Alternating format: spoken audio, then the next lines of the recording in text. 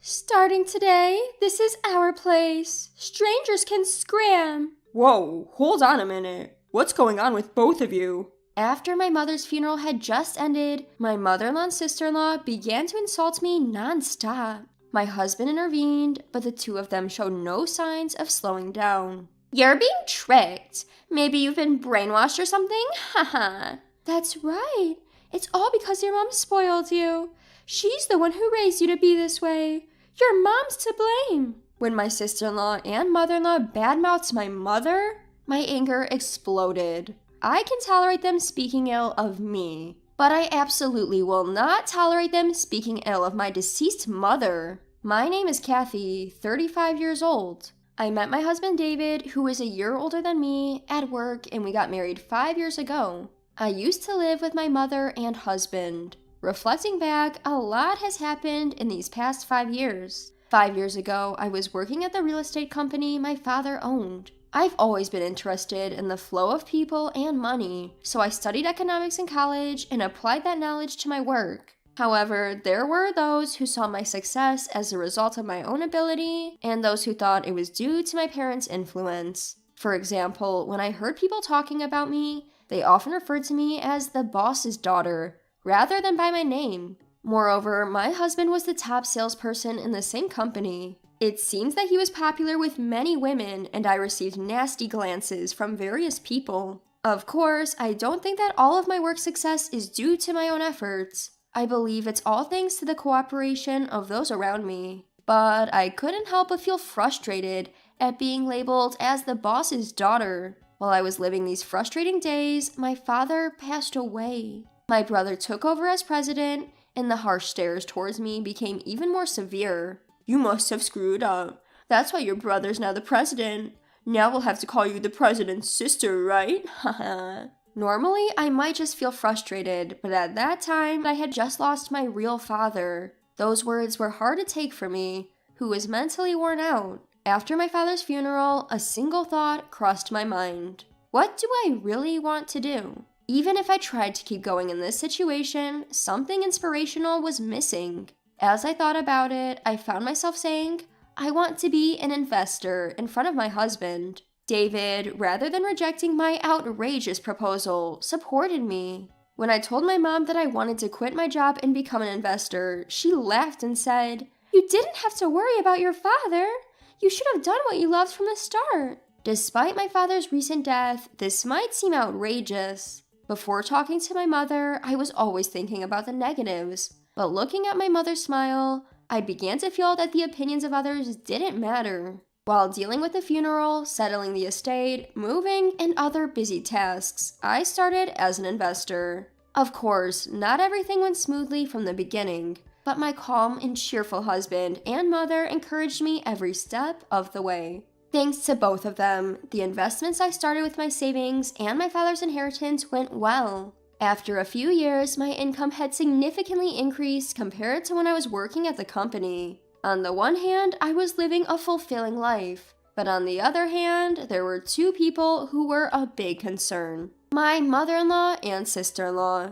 My sister-in-law is 3 years older than my husband, 4 years older than me, and she's still unmarried. From the time that David and I decided to get married, I got the feeling she wasn't particularly pleased. Even my mother-in-law seemed to think that I was just a rich little daddy's girl, despite the fact that I was working at the same level as any other employee, even though my father was the CEO. Every time I went to my in-laws, she'd make snide comments when my husband or father-in-law weren't around. Being a pampered princess, I bet you can't do housework worth a dime. It's a woman's job to do the chores. Please don't make David do it. Mother-in-law, my own mother taught me a lot, so I can handle things on my own. But since I'm also working, David and I help each other out. It was his idea, actually. But there was no way my mother-in-law would accept that. Even my sister-in-law was often aggravated in my presence, saying things like, It's absurd that a woman who makes her husband do housework can get married. My relationship with my mother-in-law and sister-in-law only got worse when my father-in-law passed away. It must be nice, huh? Living off David's money and slacking off at home? I have to put up with so much because my husband's gone. Why is it that you get to live so freely, Kathy? Mother-in-law, as I've told you before, I make a living as an investor. I'm not slacking off at all. In fact, I have less free time than when I was working a regular job. If you're really making a living, at least give me an allowance. You can't even have kids. You're really a good-for-nothing wife. With the death of my father-in-law, my mother-in-law became more fixated on money. She seemed to resent the fact that I, whom she considered a shut-in, didn't seem to be in financial distress, despite the fact that I had become less active outside the home as I continued my work as an investor. But that didn't mean I was thinking of giving my mother-in-law money. She claimed to be putting up with a lot, but every time I went to the in-laws, there were more and more luxury items. It was clear where the money would go if I gave it to her. I loved David, who didn't doubt people and didn't do anything to be doubted himself, so I had decided not to tell him about my in-laws. There was one time, however, that I confided in my own mother. Why can't I have children? The uncertainty looming as I approached 35 and the constant questions from my mother-in-law about, when will you have a baby, got to me. Her words calling me good for nothing wouldn't leave my mind, and I ended up letting it out. But my mother just looked puzzled at my outburst. Well, I had you when I was 35, so it's okay.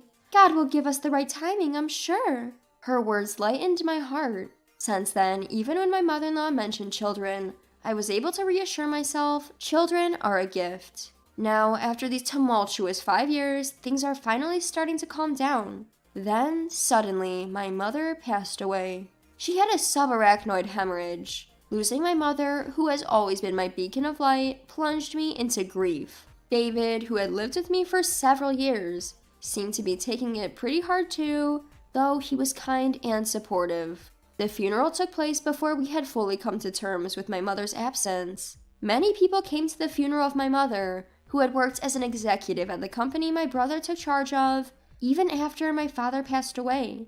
Among them were my mother-in-law and sister-in-law. It seemed they had timed it for when David was away from his seat. There's no need for condolences, right? Without even offering condolences, they started signing the register. I was simply dumbfounded at the insensitivity of my in-laws. And yet, when David returned, my in-laws changed their demeanor in an instant. You may be going through a tough time, but Kathy's shock is probably greater. You should support her, they would say, as if they were considering my feelings. Later, when I was deeply feeling the exhaustion from the past busy few days, the doorbell rang at home. My husband, considerate as he is, answered the door to find my mother-in-law and sister-in-law. Due to David's kind nature, he thought they must have come to cheer me up. David invited the two in without any hesitation. As my mother-in-law and sister-in-law entered the living room, they glanced at me and drew an unpleasant curve on their mouths. And then they uttered words beyond my expectation. From today, this is our home. Outsiders should leave. Mom? David exclaimed in surprise. But my mother-in-law didn't stop talking. Until now, we've put up with you because your mom was here. But now, only unemployed Kathy is left. If you are parasitized by such a woman, you will be ruined. We'll live together with you, so you should divorce Kathy. What are you saying, Mom? At a time like this? And what do you mean by unemployed? I've told you many times that Kathy is an investor. When you say investor, it sounds like she has a proper job. But essentially, isn't she just playing around, buying and selling stocks? I wonder how such a woman can be a wife. You can find a much better wife. Hold on a minute. What do you mean by bad-mouthing Kathy? What do you two intend to say? Kathy earns her own money. Don't call it playing around. You're being fooled. You've been together with Kathy's mother all the time. Haven't you been brainwashed? Haha. That's right. Kathy has become like this because her mom spoiled her. I understand why David wants to defend Kathy. After all, it's her mom's fault for raising Kathy like this. When my sister-in-law and mother-in-law badmouthed my mom, my anger, which had been lethargic until a moment ago, exploded. I can bear with them badmouthing me, but I will never tolerate them badmouthing my mom. Stop speaking ill of my deceased mother. I expressed my anger to its full extent and glared at my mother-in-law and sister-in-law. However, both of them were grinning, showing no signs of fear. Okay, I get it. You don't like us speaking ill of your mom, huh? Haha. Now that the mom who has always sided with you and let you be a shut-in is gone, it must be hard for you to hear the truth. I looked down to see my clenched fist trembling. In order to suppress my own outburst, I took a deep breath. And just as I was about to retort, David, not me, was the one who spoke first. Enough is enough, Mom. Don't speak ill of Kathy or my mother-in-law. Kathy is not a shut-in. She's a bona fide investor. My mother-in-law and I have been cheering for Kathy's efforts all along. If Kathy was just playing around, neither my mother-in-law nor I would have allowed it. Even my mother-in-law and sister-in-law, and certainly I, couldn't hide our surprise at the usually calm David's low voice. As for my mother-in-law, she seemed unable to digest the situation and began to hastily make excuses. Don't be so angry. Even so, the life Kathy led so far was possible because of your earnings, right? Didn't you let her live a privileged life to the point of buying such a high-rise condo? Poor David. If you live with us, we'll do all the housework. Just give us a small allowance, that's all we need. The rest is... Don't you know, Mom? David interrupted my mother-in-law's words, speaking in a flustered voice. This apartment is Kathy's. What? At David's words, my mother-in-law let out an absurd cry. Unable to hide her surprise, she started to fact-check with her eyes wide open. This apartment is Kathy's? Didn't you buy it? When did I ever say that? This apartment is a legacy from my father-in-law, and Kathy got it. That's why the title, of course, is Kathy's. Plus, we split the living expenses evenly. I don't know what you guys are thinking, but Kathy earns more than I do. What? Not only my mother-in-law, but even my sister-in-law were surprised by David's confession. No wonder. They couldn't have imagined that I was earning more than David. My mother-in-law lost her momentum at David's words and became like a corpse. Taking over for my defeated mother-in-law, my sister-in-law opened her mouth. That can't be. Investors make that much. Making more money than working for a company just by buying and selling as an individual?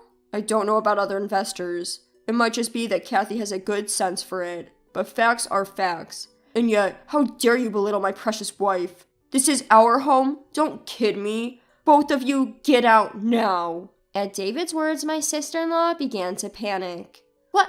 Wait a minute. We sold our house thinking we could live here from today. What?